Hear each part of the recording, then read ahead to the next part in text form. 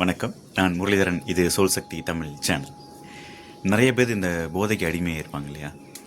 அது ஸ்மோக்கிங்காக இருக்கலாம், ட்ரிங்கிங்காக இருக்கலாம், டொபாக்கோ சம்திங் இதெல்லாம் அடிமையாக இருக்காங்க. அந்த இம்பேக்ட் அவங்களுக்கு தெரியும். இதால் தான் இந்த பிரச்சனைகள், இது நம்ம போதைக்கு அடிமையாக இருக்கோம் அப்படின்னு.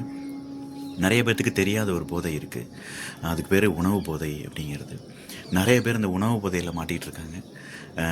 என்ன அப்படின்னா, அன்ஹெல்தி ஃபுட் எடுத்துக்கிறது, சாப்பிட்றத ஒரு ஹாபியாக வச்சுக்கிறது. நான் ஸ்ட்ரெஸ்ஸாக இருந்தாலும் சாப்பிடுவேன், சந்தோஷமாக இருந்தாலும் சாப்பிடுவேன். எனக்கு எதாவது பிரச்சனை அப்படின்னா நான் சாப்பிட்றது மூலமாக என்னோடய ஸ்ட்ரெஸ் நான் குறைச்சிக்குவேன் அப்படின்னு சொல்லி நிறைய அன்ஹெல்தி ஃபுட்டை எடுத்து சாப்பிட்றாங்க. இந்த ரோட்டுக்கடையில் கிடைக்கிறது, ஹோட்டல், அந்த கிடைக்கிற ஜங்க் ஃபுட், அவ்வளோ அன்க்ளீன் ஃபுட் எல்லாமே எடுத்து கன்சியூம் பண்ணிடுறாங்க.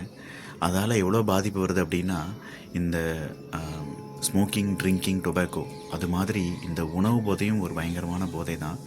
அதால் அதுக்கு அடிக்ட் ஆகிட்டோம் அப்படின்னா அது ரொம்ப ஸ்ட்ரெஸ்ஸை கொடுத்துரும். அது நம்மளுடைய உடம்பை பாதிச்சிரும், மனசை பாதிச்சிரும். ஸோ நீங்கள் யாராவது இந்த உணவு போதை அப்படிங்கிறதுல இருந்தீங்கன்னா அதுலேருந்து கொஞ்சம் கொஞ்சமாக வெளியே வந்துடுங்க. சாப்பிட்றது உயிர் வாழ்கிறதுக்காக, பட் அதை போதையாக மாற்றி நம்ம தேவையில்லாத ஃபுட்டு எடுத்துக்கிறோம் அப்படின்னா அது நம்ம ஆரோக்கியத்துக்கு நல்லதில்லை. ஷோ